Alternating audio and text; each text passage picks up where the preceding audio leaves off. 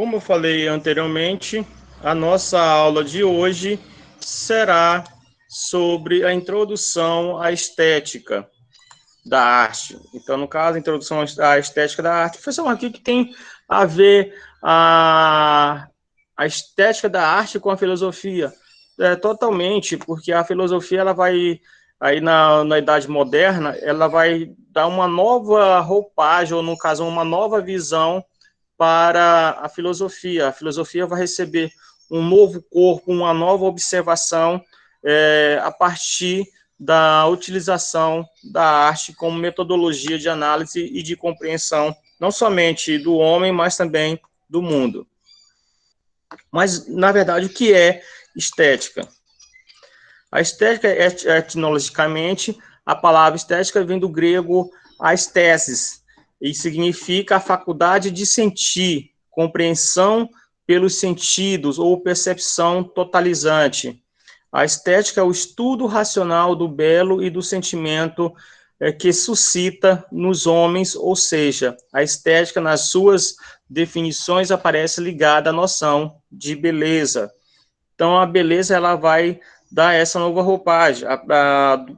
Nós vamos observar que aí, durante o Renascimento, os grandes filósofos como Da Vinci, Michelangelo, Donatello e Rafael, eles vão utilizar essa questão do culto à beleza dentro do hedonismo para poder expressar o seu pensamento, expressar a sua racionalidade. Então, dentro dessa da arte, nós vamos ter uma grande recepção por parte desses filósofos aí do Renascimento e também até mesmo da própria população que estava se intelectualizando durante a Idade Moderna. A estética no cotidiano. Quando nós falamos em estética, o que a primeira coisa vem à mente? Vem essa questão de estar se maquiando, a questão do culto ao corpo, a mulher magra, o homem magro, musculoso, uma questão mais externa. No caso, o adjetivo estabelece a estreita relação com a beleza. No caso, a estética no cotidiano seria a beleza externa do corpo, tanto do homem quanto da mulher. E, na verdade, a estética ela vai além dessa questão somente da beleza. Ela está intrínseca dentro da utilização dos sentimentos, dos sentidos do homem. No caso, como os próprios filósofos, pensadores lá da Grécia colocavam que precisava-se utilizar dos sentidos para poder chegar na essência do ser. E aqui também na filosofia moderna também não é diferente. Os sentidos irão corroborar para essa aquisição do conhecimento e até mesmo modificar algumas ações dos homens. A estética na arte. Nós vamos ver aí, então, uma das obras aí de Leonardo da Vinci, Michelangelo, todos eles, se vocês observarem nos seus produtos que eles pintaram, esculpiram durante a Idade Moderna e dentro do Renascimento, todas elas vêm trazendo a valorização do corpo,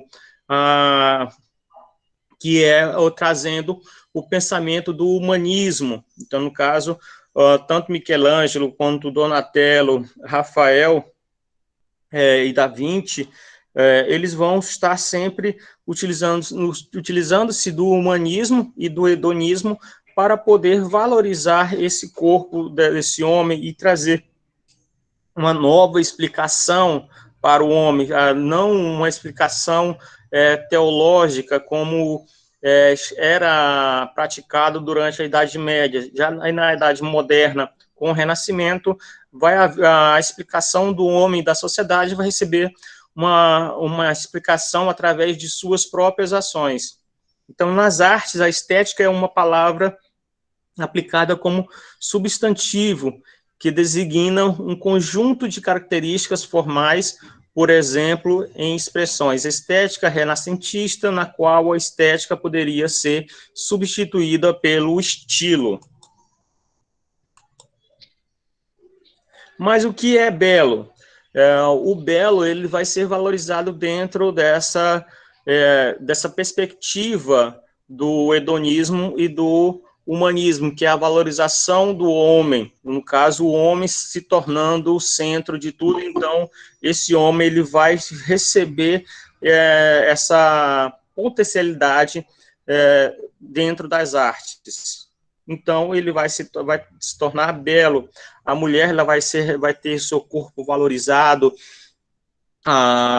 No caso, a sexualidade será trazida à flora. O homem ele pode explicar-se pelo seu corpo. O homem não precisa mais esconder seu corpo para poder mostrar essa beleza, o belo. Então, assim vai ganhar uma nova visão. Aí nós, mais uma obra de arte, uma escultura, onde nós estamos vendo somente a valorização do corpo. Então, no caso aqui, as curvas do corpo da mulher, isso vai ser bastante valorizado aqui nessa escultura. Não tem cabeça, e aí você está vendo todas as definições de um corpo da mulher, trazendo essa beleza que é a mulher. Então, racionalmente, então, no caso, essa explicação seria racional ou dentro dessa visão da arte? Sim. No caso, todos os pensadores e filósofos que vão utilizar a arte para explicar e conceituar suas teorias, eles estão pensando racionalmente porque estão pensando a partir das próprias ações e da valorização do corpo do homem. Aqui seria uma subjetividade, um entendimento racional do que realmente acontece. Então, o artista ele vai utilizar-se do seu senso crítico para poder elaborar sua obra. Então, nós podemos ter várias leituras, e dentro como foi a própria palavra etnológica da estética traz para nós, a questão da percepção dos sentidos, e para você observar, e apenas observar uma arte, você tem que ter também essa sensibilidade em tentar observar no que está sendo apresentado para você, os sentimentos que o artista está querendo colocar para você, qual é o pensamento por trás de uma pintura. E aqui nós podemos observar que nós temos várias características bem expressivas da crítica do pensador, no caso do pintor que realizou essa obra.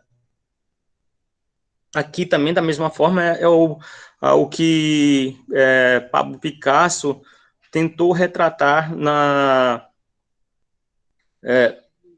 explosão de Guernica, um vilarejo ali na Espanha, onde vai acontecer o prelúdio para a Segunda Guerra Mundial. No caso, a Guerra Civil Espanhola. Será o laboratório para a conquista, ou no caso, para a realização da Segunda Guerra Mundial, onde os aliados vão testar suas armas, vão testar suas estratégias militares para, então, começar a Segunda Guerra Mundial. No caso, aí, os inimigos vão se confrontar de forma bem simples, e o resultado dessa guerra civil vai ser o bombardeamento do vilarejo de Guernica. Aí o nosso amigo Pablo Picasso, um artista espanhol, ele vai expor o que ele observou e o que ele viu no dia desse bombardeio desse vilarejo. E aí tem várias expressões e várias visões dentro dessa imagem que ele produziu. A estética na Grécia, como que os gregos, os filósofos gregos, eles observavam e definiam a estética? Primeiro, o nosso amigo Platão, o que ele vai dizer sobre a estética? Ele vai dizer que as artes, como são imitações do mundo sensível, são imitações, mimeses, de segunda grandeza, simulacros de simulacros. A arte é uma cópia da cópia. Então, o nosso amigo Platão ele vai definir que a arte é a imitação do real.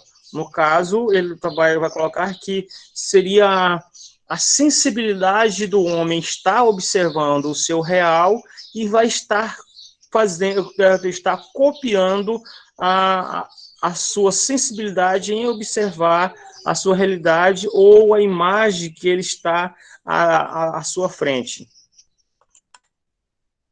Então, no caso, segundo Platão, a arte é uma cópia da cópia. No caso, ele coloca que essa realidade, essa imagem que que o artista observa e passa para no caso, o quadro de pintura ou para a escultura, ele está copiando, está fazendo uma cópia da cópia. Como assim, professor? Porque ele coloca na seguinte perspectiva, que ou que no caso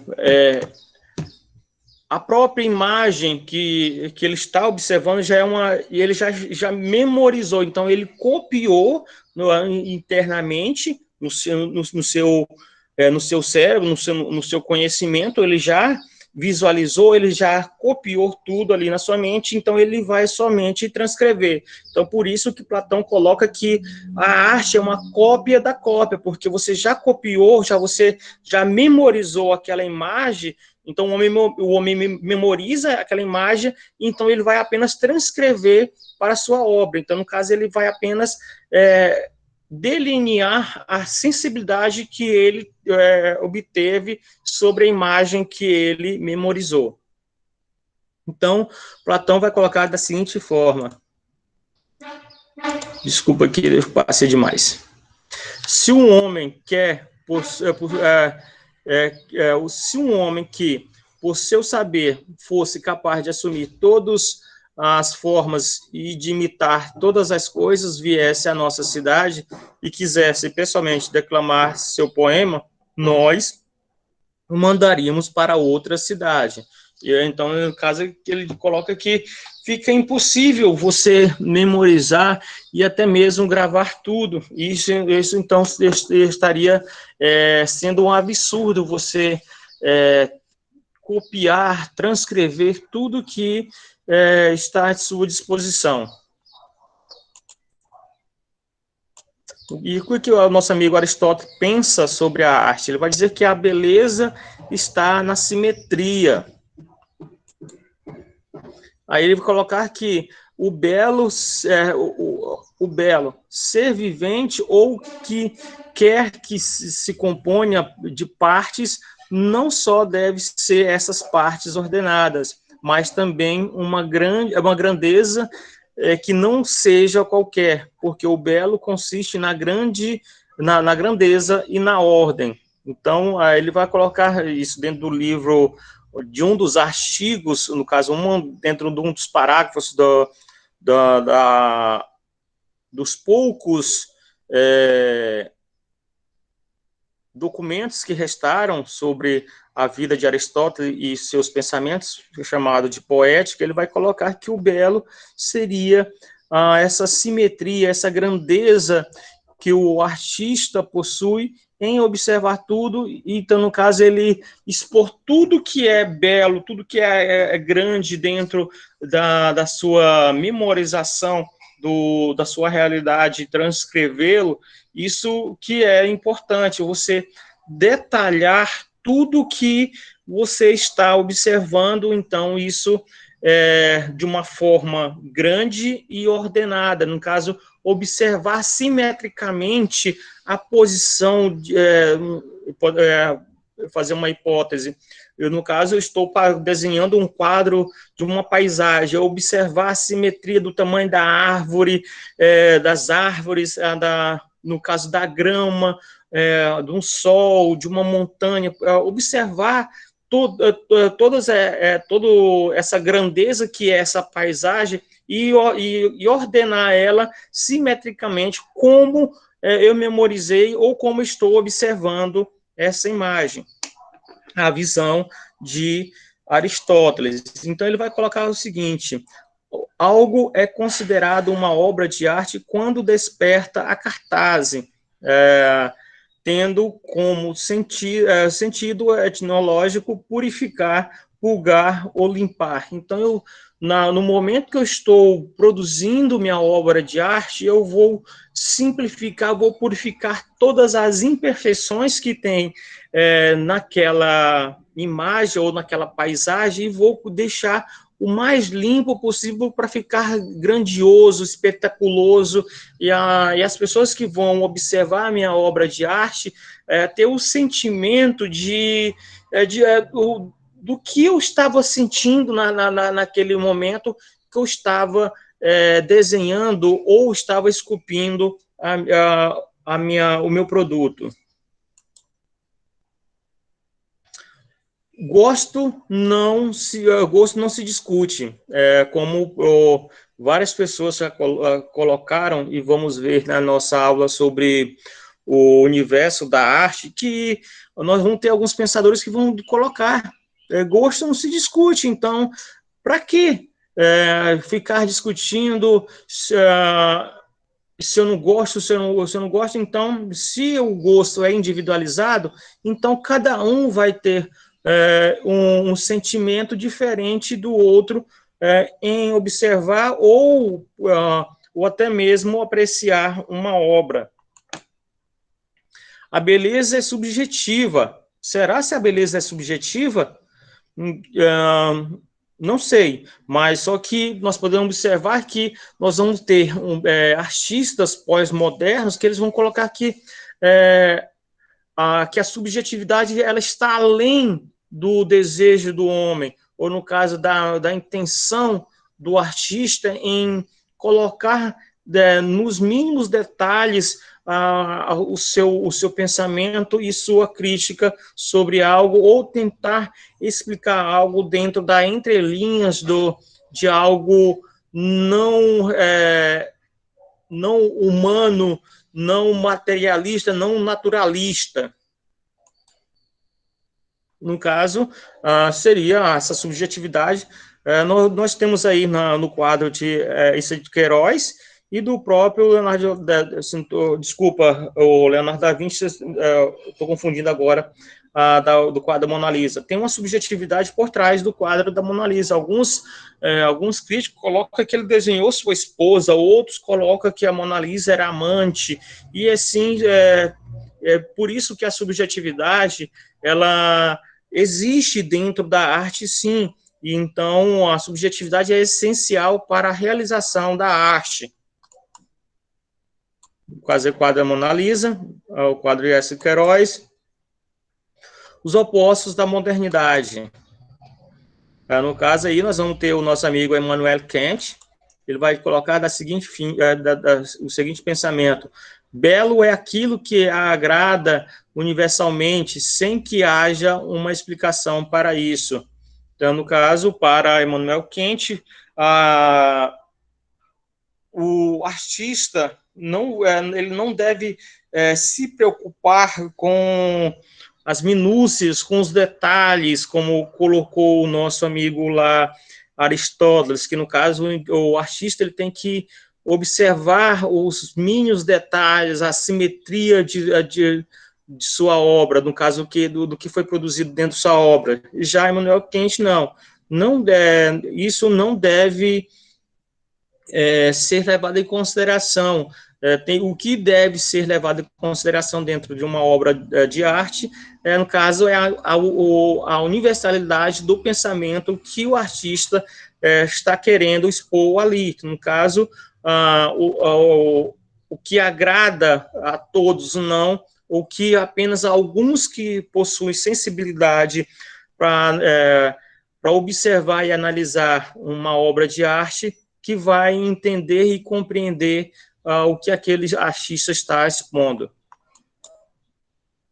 No caso aí, ele está querendo colocar que não precisa-se dos sentidos, do sensível, no caso da sensibilidade, para poder observar a arte. Já o nosso amigo Hegel, vamos ver o que ele vai colocar.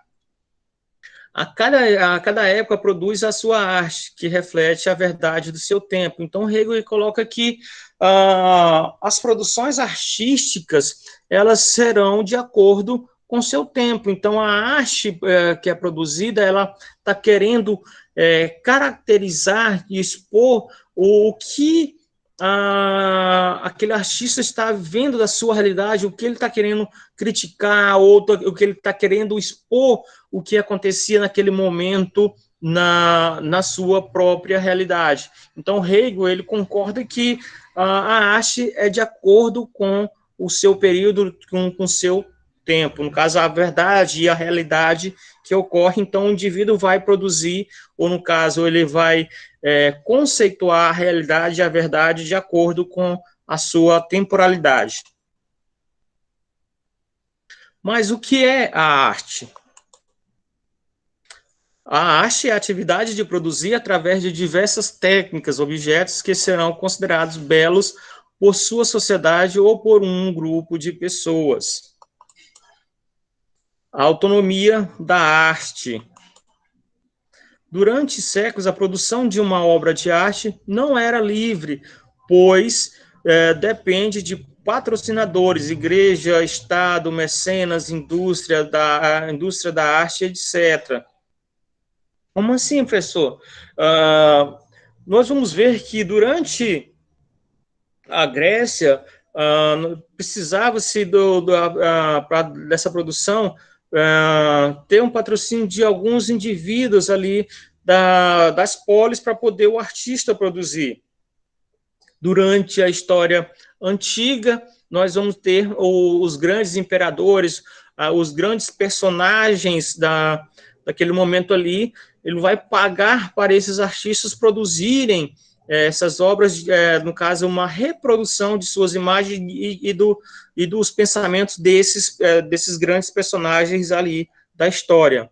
Durante a Idade Média, nós vamos ver a Igreja Católica patrocinando todo esse processo artístico, mas com uma ressalva. Ela vai minimizar bastante essa utilização da arte durante a Idade Média. Apenas poucos quadros, e esses poucos quadros, essas pinturas, vão ser a representação dos papas, dos bispos, que compunham aquele momento. Então, esses artistas não poderiam reproduzir a sua realidade ou sua paisagem. Poucos artistas fizeram isso durante a Idade Média. Aí nós vamos ter o retorno dessa produção artística só com o Renascimento durante a Idade Moderna, e vão ser financiados pelos mecenas. Posteriormente, esses artistas vão ser financiados pelo Estado para também valorizar esses estadistas, no caso, a gestão desses estados. No caso, os reis vão financiar isso, e os nobres. E na Idade Contemporânea, nós vamos ter essa concepção da indústria da arte que vai financiar, no caso, vai não somente financiar, mas também vender esses produtos, obtendo lucro. Oi, oi. Opa, tudo bem, seu Papa? Tudo bom? Sou o Michelangelo. Michelangelo. Então, nós estamos querendo dar uma demão de tinta aqui na capela. Não, foi para isso que me chamaram? É porque a gente está tendo problema de mofo. Entendi, mas é que eu, no caso, eu não pinto demão, né? Você não é pintor? Sou. De parede? Eu pinto parede também, né? Mas no caso, imagens em paredes, entende? Tipo, quadros. Deixa eu só mostrar a minha ideia. A ideia que eu tive aqui era pintar a história do mundo. Entendi. Deixa eu te explicar, rapaz. Nós estamos com um problema que o teto está descascando. Então era só para dar essa recalchupada. Eu posso dar a demão também, por cima, né? O que eu pensei é a história do mundo. Não ia ficar bonito, mas no teto, então, toda a história, a criação, a Gênesis, eu vi, tem umas referências ótimas, umas igrejas bonitas, bizantinas. A ideia é fazer algo mais clean, uma coisa mais nude, com tons mais brandos. Você não está pensando em dar uma mudada? Não sei, de repente, um verde claro. Tem um bispo aqui que é louco por turquesa, mas eu não sei, porque a história do mundo, mesmo fica um pouco, isso nunca me ocorreu, para te falar a verdade. É porque é bom, porque olha só, dá uma preenchida no teto, instrui, não adverte, a pessoa olha assim para cima, já ri, já se alegra, pensa em Deus. Eu tenho uma dúvida, eu comprei um livro sobre a história do mundo e tal. E eu acho que o livro é muito mais interessante do que ficar olhando para o teto, porque o teto não tem como virar a página. É verdade. Mas o bom do teto é que, assim, para mim, valendo mais a pena como artista, eu faço mais barato. Não vai te dar mais trabalho? Vai dar mais trabalho, mas é que eu quero fazer mais pela mídia que vai me dar. É uma Mídia. vitrine para mim, é o Vaticano. Não sei, eu tenho dúvidas pelo seguinte, de repente eu deixaria do jeito que tá. Tá bonito, funciona, o pessoal gosta e fica bacana igual. Eu faço de graça. Em quanto tempo você pinta a história do mundo? 1 ano. E o branco é rapidinho. Isso aí é um dia. Não sei, tem que ver. Você não quer só ver? Só ver meu projeto, que tá super bacana. Eu estou um tempo já trabalhando nisso. Então, olha aqui, isso aqui é Deus, né? Aqui é Adão, eles estão nus, né? Acho válido. Deixa eu ver. E aí aqui, olha só, o corpo deles, né? É um trabalho sobre o corpo masculino. Interessante. Uma pergunta, e aí teria como a gente fazer os dois meio que se tocando?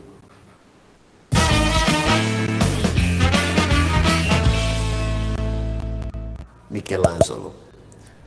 Então, tá ótimo, tô adorando o seu trabalho, tá fantástico. Eu faria o abdômen mais rasgadinho, acho que funciona mais. E o mamilo. Aí seria uma crítica a esse financiamento das artes, no caso da arte aí de Michelangelo, e como hoje nós observamos e como nós nos colocamos à frente desses fatos. Ao longo do século XX, o questionamento sobre o que é ou não é a arte passou a ser parte integrante da produção artística, no caso, o surrealismo e o dadaísmo. No caso, nós vamos observar que durante toda a nossa contemporaneidade questiona-se a arte. Será tudo é arte ou qualquer coisa é arte? Então, vamos observar a partir de agora.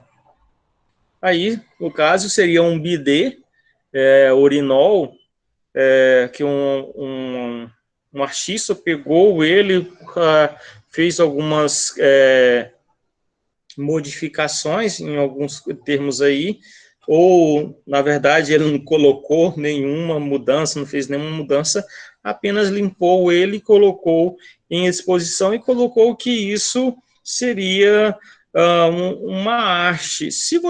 O que você consegue observar dentro dessa imagem desse bidê?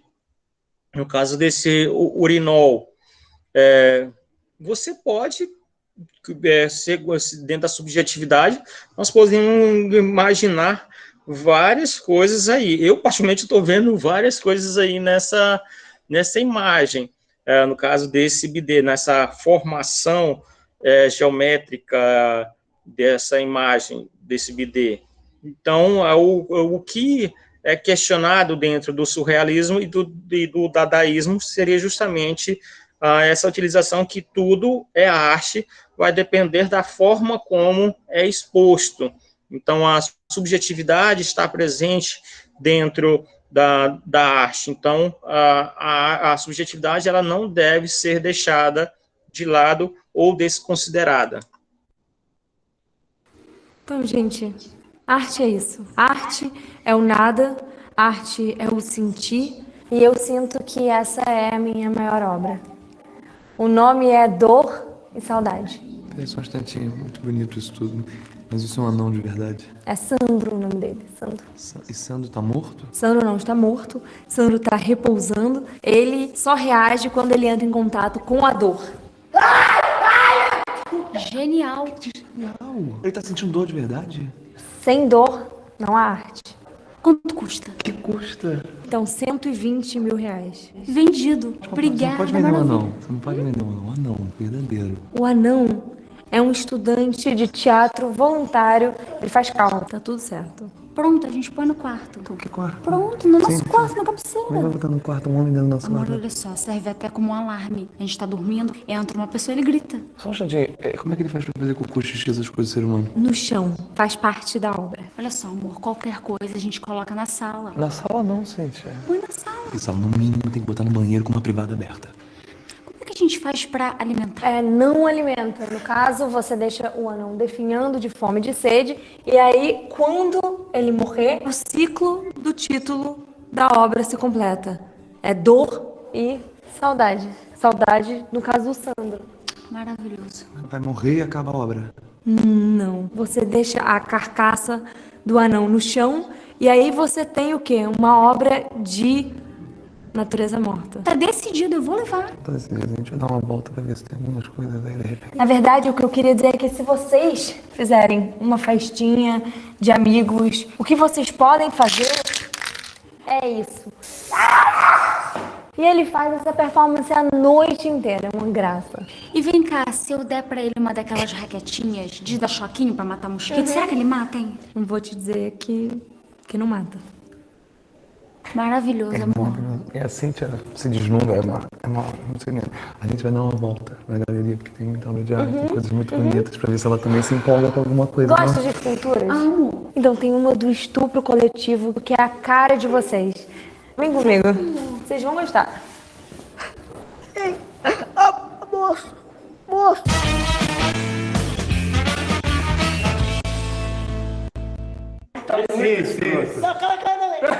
Minha, assim. O mochilinho é esse daqui, ó. Então, nós podemos observar que a arte é tudo e, ao mesmo tempo, é nada. Então, a partir de agora, nós vamos tentar entender, a partir do pós-modernismo ou a partir do modernismo, de uma visão de alguns pensadores existencialistas, no caso do nosso próximo filósofo, que nós vamos tentar compreender ou analisar, qual é a visão para os filósofos existencialistas, a importância da arte para esses filósofos do existencialismo, no caso aqui, do nosso primeiro, ele vai viver entre 1788 e 1860, no caso, ele vai viver aí no século XVIII, entre a segunda metade do século XVIII e início até metade do século XIX, é o alemão Schopenhauer. Então, no caso, ele é um filósofo existencialista, ele vai colocar que a arte, o homem comum é completamente incapaz de deter-se numa consideração desinteressada, que é a contemplação. Ele só pode direcionar sua atenção para as coisas na medida em que essas possuem relação com sua vontade. Então, Schopenhauer, através do existencialismo, ele vai colocar que um homem comum, ele é incapaz de parar e contemplar uma obra de arte. Ele vai parar e contemplar somente quando ele tem interesse. E esse interesse é apenas em adquirir, comprar esse produto e expor, vamos supor, na sua sala. Mas só que ele não vai parar e tentar compreender, analisar, ter a sensibilidade de tentar identificar a subjetividade do artista, ali no caso, a subjetividade do que o artista estava querendo colocar na sua obra. Então, ele vai apenas ter a atenção para essa obra de arte só quando ele vai ter sua própria vontade. Mesmo assim, essa vontade será apenas de olhar. Ele não vai apreciar, contemplar todos os detalhes dessa obra. Isso um pensamento existencialista de Schopenhauer. No caso, ele vai dizer que toda ação é movida pela vontade. Então, se o homem tem a vontade de adquirir, ele vai lá e compra. No caso, a ação do homem é apenas ela age somente de acordo com a motivação da vontade em obter aquele produto, aquela obra. Então, ele vai também, se a vontade não for satisfeita, ela provoca angústia. Então, se ele não sente vontade de parar, de analisar aquela obra, então ele vai comprar aquela obra de arte apenas por comprar, mas ele vai se sentir angustiado porque ele não consegue ter a sensibilidade de analisar aquela obra, no caso de identificar a subjetividade do artista. Se a vontade for satisfeita, ela provoca tédio. Então, no caso, ele vai, posteriormente, ele conseguir contemplar a sensibilidade do que o artista estava querendo passar, ou de uma pintura. Vai ficar ali na sua sala e não vai gerar mais nada, porque ele se sente satisfeito, já satisfazeu, vai ficar ali na sua sala e não vai gerar mais nada, porque ele se sente satisfeito, já satisfez a sua vontade em obter e também a vontade de compreender a mensagem do artista. Então, para ele, pouco importa isso. Então, ele vai lá, mais na frente, adquirir outras obras. Então, o homem está destinado à dor e ao sofrimento, segundo Schopenhauer. Então, ele vai dizer que a experiência estética nos afasta do querer, logo é um alívio na medida em que é um não querer. Então, no caso, o homem sofre para obter quando ele tem